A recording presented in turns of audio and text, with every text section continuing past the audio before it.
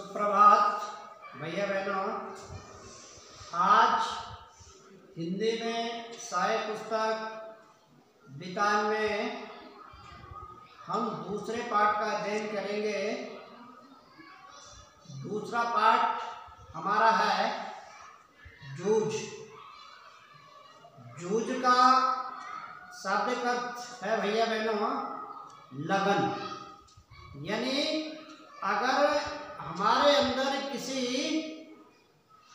वस्तु को प्राप्त करने की या किसी भी प्रकार से हम किसी भी बात को अगर ग्रहण करना चाहते हैं तो उसके लिए सबसे पहले हमारे अंदर लगन होनी चाहिए और निष्ठा होनी चाहिए। उसी लगन को हम क्या कहते हैं? जूझ कहते हैं। जूझ का मतलब होता है जुनून।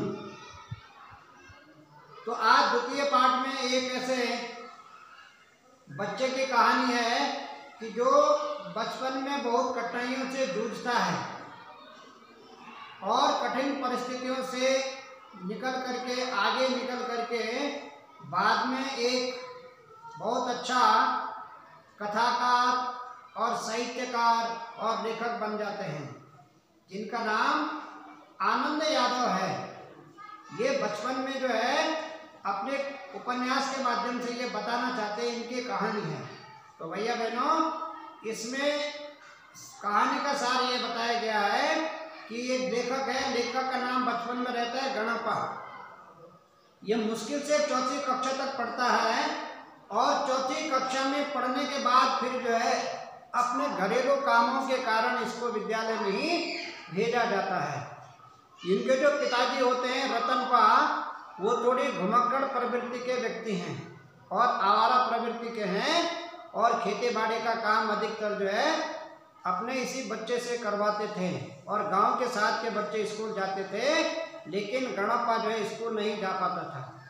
ऐसे ही चलता रहा और गणपा के अंदर जो है बचपन से ही पढ़ने की लगन थी। साथ के बच्चे जब स्कूल जाते थे तो गणपा स्कूल नहीं जा पाता था और खेतों में जाकर के विचार करता था, इन खेतों में हम काम तो करते हैं लेकिन खेतों में काम करने से हमें क्या है, हमारे जो हाथ है खाली रहते हैं। तो एक दिन घर में आता है और विचार करता है, अपनी माताजी से बात करता है कि माताजी मैं पढ़ना चाहता हूँ।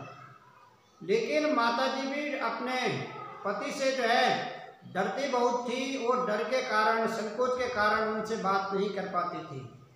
तो एक दिन वो विचार करते हैं और वहाँ का जो मुखिया रहता है, ठीक है, उस गांव का, उनका नाम है दत्ताजी राव। वो दत्ताजी राव के पास जाते हैं दोनों माँ बेटे और उनसे जो है अपने पति की शिकायत करते हैं कि मेरा जो बेटा है गणपा वो पढ़ना चाहता है, लेकिन उसके जो पिताजी है उसको भेजना नहीं चाहते हैं। इस बालक को जो बचपन से ही काम में उन्होंने झोंक दिया है। तो मुखिया के घर जाते हैं और मुखिया ने जो है दत्ताजी राव जो है उनकी बात सुनते हैं और समझ जाते हैं और फिर कहते हैं कि जाओ तुम दोनों घर जाओ। और जब रतनपा आए, रतनपा जो है लेखक के पिताजी का नाम था, तो उसको कहना मुखिया ने बुलाया है और ये मत कहना कि हम दोनों जो है आपके पास आए थे, ठीक है। और उसको कहा कि जब वो रतनपा जब मेरे यहाँ आ जाएगा तो उस गणपा को कहा कि बाद में जो है तुम भी आ जाना किसी बहाना बना करके, ताकि उसको शक न हो कि ये हमने पहले से योजना बनाई हुई है। और लेखक के पिताजी यानी रतनपा जैसे घर में आते हैं तो उनकी पत्नी और ये जो गणपा है ये उनसे कहते हैं कि आपको मुखिया ने बुलाया है, ठीक है। और मुखिया ने बुलाने के बाद उसके जो पिताजी हैं वो बड़े फूले नहीं समाते हैं कि अगर किसी व्यक्ति को कोई गांव का मुखिया बुलाता है तो वो सम्मान की बात समझी जाती थी। तो वो बड़ा खुश होता है जाने के लिए और अपनी पत्नी से कहता है कि ठीक है मैं मुखिया जी के घर जाता हूँ। और मुखिया जी के घर जाता है, मुखिया जी उनसे बात करते हैं और बात करने के बाद जो है फिर जो है ऐसे ही बातों में गणपा के पढ़ाई की बात आती है। तो वो कहते हैं कि उसका पढ़ने में मन नहीं था, इसलिए मैंने उसे जो है पढ़ाई से जो है अलग करके खेती के काम में लगाया है। लेकिन उन्होंने कहा कि देखो ये बच्चा है, अभी इसकी पढ़ने की उम्र है, इसको खेती के कामों में न लगा करके आप इसको अगर पढ़ने देंगे तो अच्छा रहेगा। इसलिए मेरी सलाह ये है कि आप बच्चे को जो है पढ़ने दें। और इतनी देर में जो है वो जो बालक है यानी गणप्पा यानी लेखक बाद में जो है अपने पिताजी को बुलाने के बहाने कि माताजी ने बुलाया है, भोजन तैयार है, इसलिए वहाँ गया। तो मुखिया जी ने उसको भी बिठाया कि बैठ भाई, तेरी शिकायतें हैं, तो पढ़ना नहीं चाहता है, बता क्या है। तो उसने कहा, गणप्पा ने कहा कि नहीं जी मैं पढ़ना चाहता हूँ, स्कूल जाना चाहता हूँ। तो इस तरह से अपने बाप के सामने तो कुछ नहीं कह पाया। तो फिर जो है मुखिया जी दत्ताजी राव ने उनसे कहा कि देखो इस बच्चे को स्कूल भेजो और इसको जो है घर का काम मत कराओ, खेती बाड़ी का काम तो बाद में भी कर लेगा, पढ़ लिख करके अच्छा बनेगा। तो फिर वो रतनपा जो है गणप्पा को वही कहते हैं अपने पुत्र को, देख स्कूल में तुझे एक शर्त पे भेजूंगा कि अगर तो स्कूल जाएगा तो स्कूल जाने से पहले तुझे खेत में जाना पड़ेगा, पानी लगाना पड़ेगा, और स्कूल से आने के बाद भी तुझे खेतों में जाना पड़ेगा, काम करना पड़ेगा। तो लेखक यानी गणप्पा ने उस शर्त को स्वीकार कर लिया और शर्त स्वीकार करने के बाद स्कूल गया।